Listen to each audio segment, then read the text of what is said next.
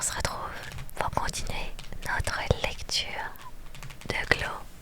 On va voir si notre chère Waverly arrive à s'en sortir.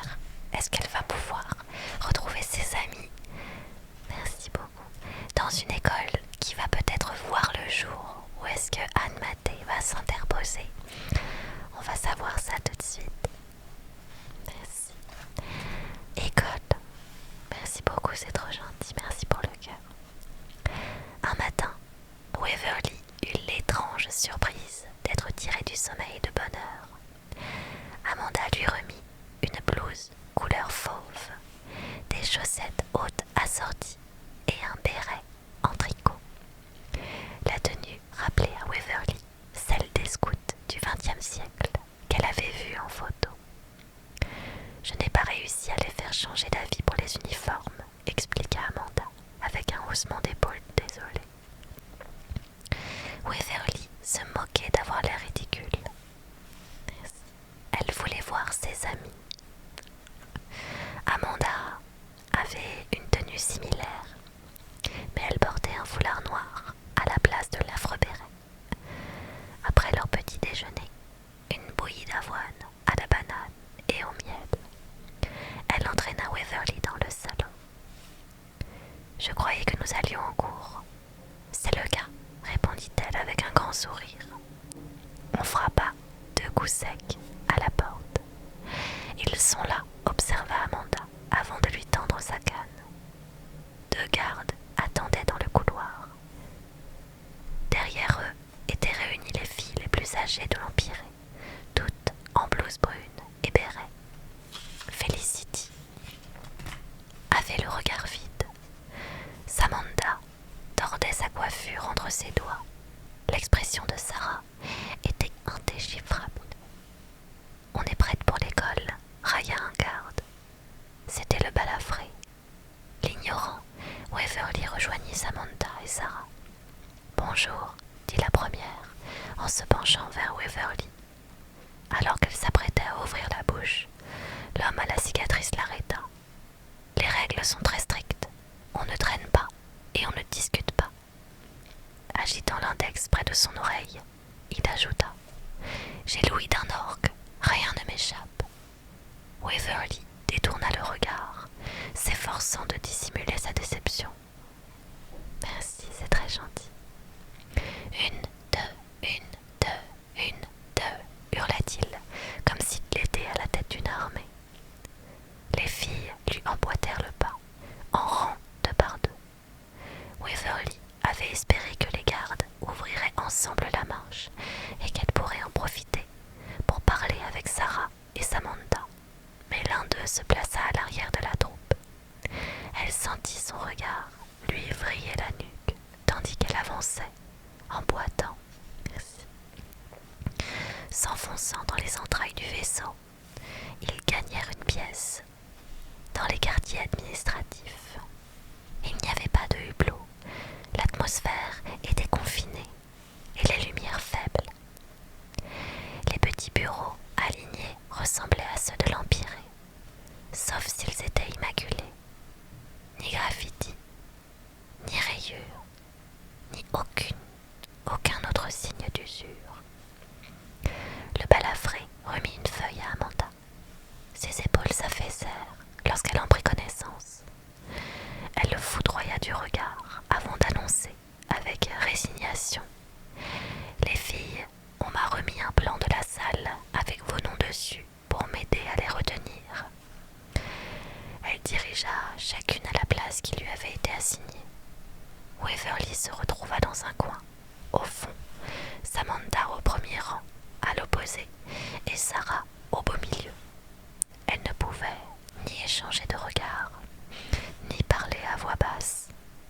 Amanda leur distribua des ouvrages de poésie et leur fit lire des vers d'un vieux poète d'Amérique du Nord, Walt Whitman, avant de lancer une discussion.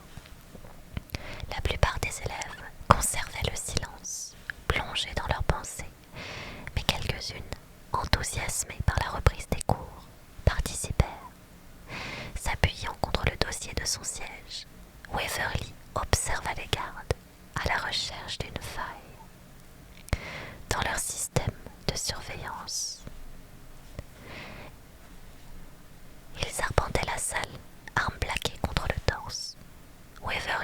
surprit à plus d'une reprise les regards noirs que leur jetait Amanda, et elle s'interrompit même pendant sa leçon pour me demander au balafré d'arrêter de distraire ses élèves. Il continua à faire les 100 pas avec un sourire. Samantha essaya, une fois, de se tourner vers Waverly. Pourtant, le garde la força à regarder droit devant elle, et elle se redressa sur sa chaise. « Les filles, » lança Amanda d'une voix nerveuse. « Maintenant que vous avez lu des extraits de la poésie de Walt Whitman, pourquoi ne prendriez-vous pas 20 minutes pour écrire vos propres poèmes? Vous devrez ensuite le lire devant toute la classe. Alors, appliquez-vous. » Pendant un long moment, seul le grattement des stylos sur le papier troubla le silence. Puis, les têtes se redressèrent progressivement, sans quitter les gardes des yeux. Waverly réfléchit au moyen de faire passer en douce un message à Samantha. La pièce était petite, et les deux hommes vigilants. Elle imagina assommer le balafré avant de s'enfuir avec les filles pour réquisitionner une navette. Elle empoigna le pied en bois de sa chaise et se figura qu'il s'agissait d'une massue. À force de serrer, elle en eut la paume moite. « Très bien !» s'écria Amanda. « On dirait que la plupart d'entre vous ont terminé. L'une de vous voudra-t-elle partager ce qu'elle a écrit ?» Un bras jaillit aussitôt. C'était Samantha. Waverly se redressa. Samantha se leva, la tête baissée sur la feuille, entre ses mains. Son épaisse frange brune lui tomba devant ses yeux. Devant les yeux. Elle fit glisser son regard jusqu'à Waverly et, les sourcils haussés, dit « Vous n'avez pas intérêt à me copier. J'ai travaillé dur. » D'une voix étranglée, elle ajouta « Ces mots m'ont beaucoup coûté. Je les ai triturés pour leur donner du sens. » Une vraie poétesse en herbe, s'enthousiasma Amanda. Merci. Le regard de Samantha descendit de Waverly au stylo posé devant elle. Que venait-elle de dire? De ne pas la copier? Était-ce précisément ce qu'elle voulait que Waverly fasse? Elle saisit son stylo, et Samantha acquiesça presque imperceptiblement. Le balafré vint se placer dans son dos, l'observant avec suspicion. Waverly cacha la feuille sur laquelle elle écrivit le poème de Samantha, qui marquait une pause entre chaque vers, et s'assurait régulièrement que son ami suivait. L'amour est un coup de couteau. J'en ai reçu un, et pourtant, j'en cherche d'autres. Je n'ai pas peur du sang qui coule. Et s'il faut se préserver des sentiments, les enfermer tous ensemble pour être à l'abri, je le ferai. Amour, tu es un coup de couteau, mais ton message a trouvé le chemin de mon cœur. Je l'ai reçu comme un cri. Où sont les sentiments prisonniers? Aucune réponse, aucun lendemain. Le livre s'appelle Glow. Merci pour vos messages, c'est adorable. Samantha retourna à sa place. Eh bien, observa Amanda visiblement perplexe. Voilà un poème très intéressant. Il m'a rappelé les poètes du début du XXe siècle. Quelqu'un d'autre? Comme personne ne se portait volontaire, Amanda désigna Melissa Dickinson, qui se leva. Oups! Excusez-moi, c'est TikTok qui me demande si je suis AFK ou pas. L'alerte TikTok, c'est bon. Désolée, merci pour le follow, c'est trop gentil. Amanda désigna Melissa Dickinson, qui se leva pour lire d'une voix monotone un poème sur les étoiles et le temps. Les gardes s'étaient remis à arpenter la salle. Le balafré s'approchait justement de Waverly. Il était trop tard pour cacher la feuille, et elle avait recopié le poème de Samantha. Ça ne servirait qu'à attirer son attention. Le cœur battant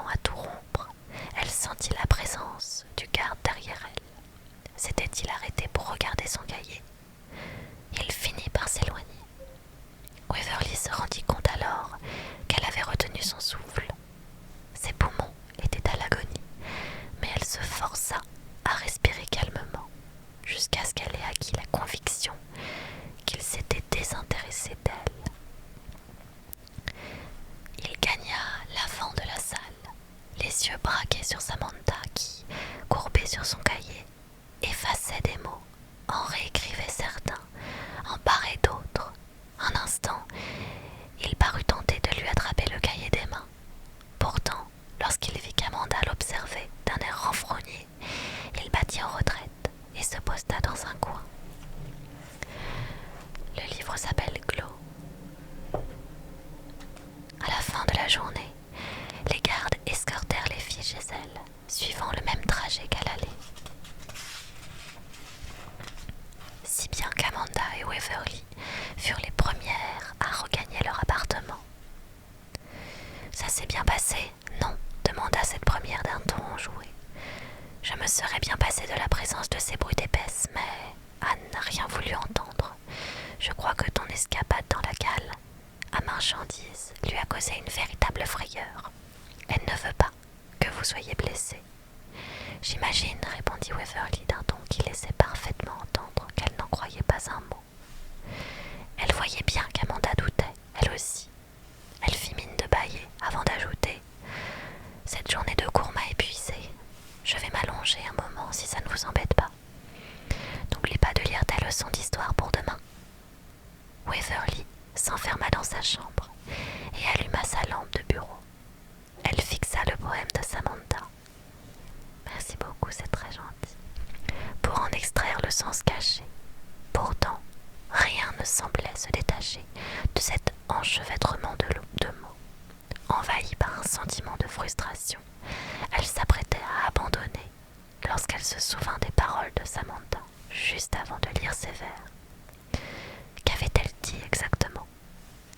Qu'elle avait contribué, non, qu'elle avait trituré les mots, et après l'avoir lu à ses camarades, elle n'avait eu de cesse de rayer et de réécrire. Waverly essaya d'isoler des mots clés, et après avoir beaucoup peiné, elle dégagea enfin un message. Couteau, j'en ai un, j'en cherche d'autres, je n'ai pas peur du sang. Il faut les enfermer tous ensemble. Message reçu. Où sont les prisonniers? Réponse demain. Waverly peaufina pendant des heures sa réponse à Samantha, préparant un poème, dans l'espoir qu'elle pourrait le lire en cours. Elle était si fatiguée le matin suivant qu'Amanda voulait qu'elle reste à la maison, mais elle insista pour venir. Lorsque les gardes passèrent les chercher, Waverly était prête. Elle avait revêtu son uniforme ridicule et glissé son message pour Samantha entre les pages de son cahier. Quand Amanda leur donna une poignée de minutes pour écrire un poème court inspiré de Ode à une urne grecque de John Keats, Waverly attendit que deux autres filles aient lu leur travail à voix haute avant de lever la main pour se porter volontaire. Elle ne voulait pas paraître impatiente. « Tu peux rester assise à ta place, Waverly, » dit Amanda. « Je me suis arraché les cheveux, un vers sur deux, précisa-t-elle en gloussant. « Je suis ravie de voir que tu prends cet exercice très au sérieux, » approuva Amanda avec un sourire. Waverly jeta un coup d'œil à Samantha, qui avait discrètement placé son cahier sur ses genoux. Elle lissa la page devant elle avant de commencer, veillant bien à marquer une pause à la fin de chaque ligne. Je ne sais pas où vont les amants pour s'embrasser. Ils sont entravés, prisonniers du cœur et ses verrous, enfermés dans cet endroit cadenassé et claquemuré, agité d'un vombrissement régulier, où ne règne ni foi ni loi. En unissant nos forces, chevaliers des causes désespérées, nous pourrons peut-être les sauver. Les délivrer avec vaillance, une fois que nous les aurons débusqués, qu'aboutira notre poursuite. Ensemble, nous pourrons prendre la fuite et par le vent nous laisser porter. Des semaines durant, les filles échangèrent des informations par ce biais, cachant des messages dans leurs poèmes, rédaction au nez et à la barbe des gardes qui, finissant par se détendre, montraient moins de vigilance.